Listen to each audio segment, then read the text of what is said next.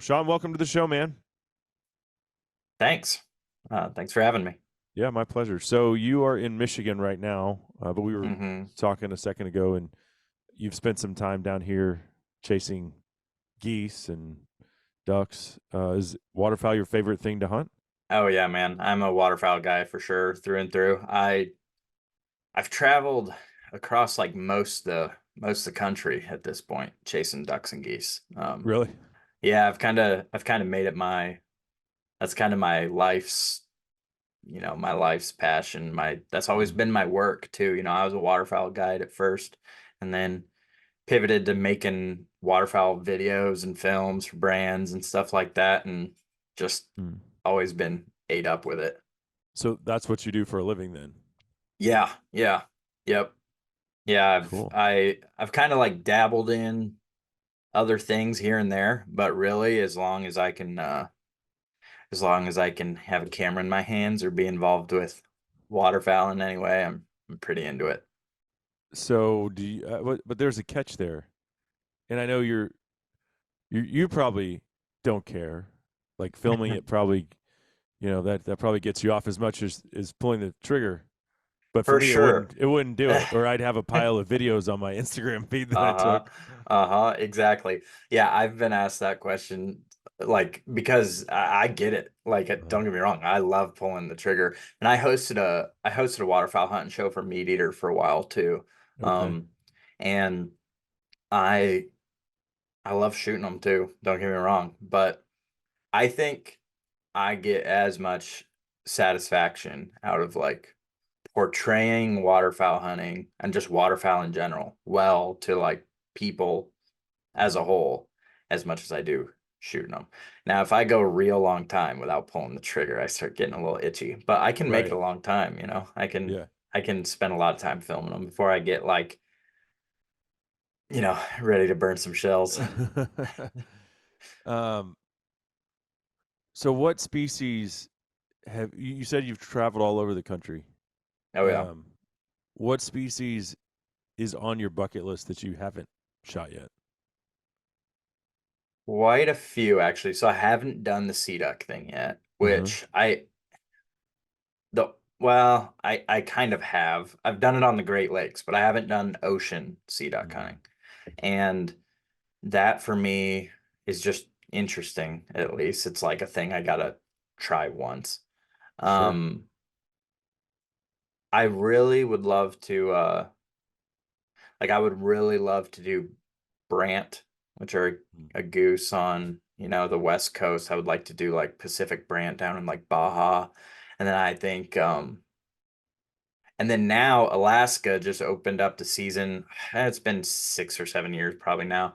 But there's a goose in Alaska called the Emperor's Goose, Oh yeah. which you weren't allowed to hunt for forever. Um, but the season is open on those now, and I'd like to make it up for those sometime. Yeah, I think That would be Alaska cool. has to be on everybody's short list for serious waterfowlers. I had Mm-hmm. the sea ducks at the top of my list too, and I had a hunt with Kent Cartridge um in New England scheduled for this Oh, year. nice. And well, I know we I got. know Jeff and Hunter. Oh yeah, yeah, yeah. That's what I was. Yeah, I I've was. known I Jeff don't and think Hunter Hunter for was quite a going, but while. Jeff was going, Okay, and cool. they've come down and hunted sandhill cranes with me in the Texas Oh, Panhandle. nice.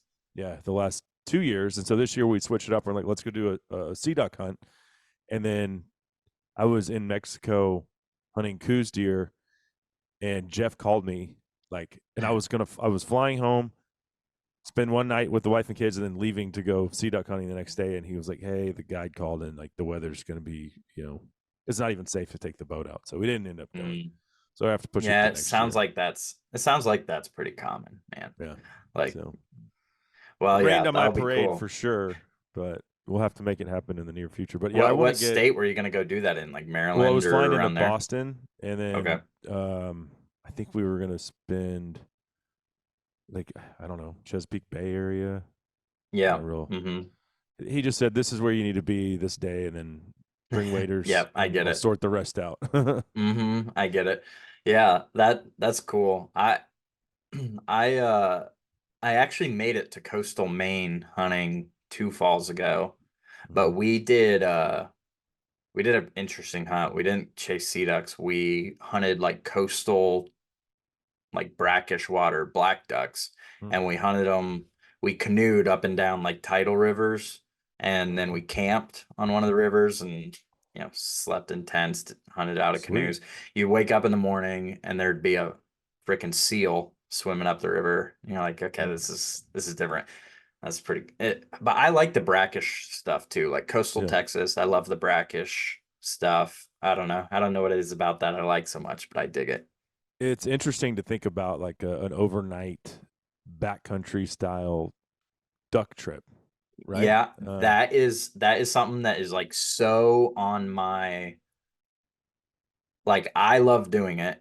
I Uh, haven't really filmed it enough or like made it, like, I like doing things the weird way. Whatever's yeah. just different, you know? And to me it's like, well, I think this year I want to get a topper camper set up on my truck and do some like kind of, you know, 5 to 7 day like sleeping out backpack type Yeah. duck hunts more. Because anymore, the best duck hunting I find as like a freelance guy without leases or any of that, the best waterfowling I find anymore is just when I can get out in the middle of nowhere, you know? Mhm. Mhm. So, Yeah, I did one and kind of out in the middle of nowhere. We took my buddy's his bay boat out mhm. and in the Texas coast, and we spent the night on an island. I love Uh, that. I yeah, love that. and I remember I took my my mojo pole and I was Mhm. spearing blue crabs, and we Oh, were dude, that's so yeah great. That's so yeah great. we cooked them up over an open fire. I'm sure they would have been better boiled, but we didn't Hmm. expect to have blue crabs, so we were just like, oh, this is awesome, And there was Yeah. plenty of them. And then we shot redheads and I think a couple pintails and widgeon. But yeah, Yeah, I it was dig cool. that. I love that. Spent the night in a That's tent, and that's the first time I realized, wow, saltwater will really screw your gun up. Oh yeah. Yeah, I trashed a gun pretty good. Uh-huh. Not like unusable, but it's not a pretty gun anymore. Yeah. A couple of years ago, Texas What? coast. Yeah, I didn't even think about it, and so we all put our Hmm. shotguns back in. I Back in think the case. back in the soft case, and then woke up Yep. the next morning. And we're like, my gun's all rusted. Like It happened so fast. yeah. It took a lot of steel wool to to get that off of there. But yeah, those trips are very fun and I think underrated. And I think that's the only time I've done that is on the Texas coast. Um, it's so cold during the peak of duck season though that For sure. you really have For to sure. be looking for you have to be a glutton for punishment, which I think a lot of us as Um, waterfowlers are anyway. yeah. Same for deer hunters. If you're willing to sit in a tree stand for 12 hours That's and always been my point, is 10 like they degrees and always, yeah, they yeah, always say how us waterfowl hunters are the crazy ones, and I get it, like on it's some just level, wetter. but It's just wetter. it is Yeah. it definitely like more wet socks involved. But the deer hunter, bow hunter that sits in that stand for 8 hours a day, I'd lose my shit. There's no way I could do that. Yeah. Yeah. Yeah, that's not for me. But I I'll say this I though. love hunting, all things, but Yeah. not bow hunting in a deer stand is not my cup of tea. Well, my hands get the coldest when I'm waterfowling because picking up decoys and setting out decoys Yes. is that's the worst. That's when Hmm. you're like, my hands are literally they're frozen. Yeah. Uh, Uh-huh. and I'll Totally. start with a dry pair of gloves, and by the end of the hunt, they're inevitably they're wet, and one way Hmm. or another. Yeah. So my hands are always cold. But other than that, yeah. Um, well, so tell me about the this crazy thing I saw on your Instagram. Yeah. And I'll give a brief description, but it's just like I'm going to say thousands of snow Yeah. geese that are just Yep. frozen in this lake. They're dead. Yep. Um, so I don't know if that was your video or a friend's or where Yeah. that was, but tell us like what the situation was, and then we'll talk about how that happened. It's such a Because crazy video. It's such a yeah, crazy video. It's my buddy Nate's video. I have videos of it myself Uh-huh. as well that I've also posted, but um, it is the one that went crazy was Nate's video. That's by Watertown, South Dakota. He took that video only 2 weeks ago. It was like February 9th or something like that. Yeah. And but those geese have been frozen into the lake there since December. Since Really? Yep, yep. And there's dozens of lakes in South Dakota right now that look just like that. Wow. Like like there's dead snow geese everywhere in South Dakota right now. When I say thousands, I literally mean there's thousands of geese in that video. Yeah, thousands in just that one. And Yeah. I was actually talking to my buddy Ryan the other day, and he said that I haven't gone and even filmed the granddaddy of them all. He said there's one where the line of dead snow geese on the lake is about a mile long. Oh my gosh. And he's like, Wow. you gotta go get video of that one before it all melts. But I don't think I'm gonna make it out there in time. But Okay. So all of these geese are dead. They're frozen yep. in place. Hmm. So they were dead before it froze? So it's an interesting kind of thing that happened. I was filming it happen in real time, like first week of December. Mm-hmm. Um, what happened? So first off, I think it's avian influenza. Avian influenza has been going through the snow goose population, wild bird population for 2 years now. Well, we have And a lot of snow geese, thankfully. we Like too do. We many. have a lot. We have a lot of snow geese.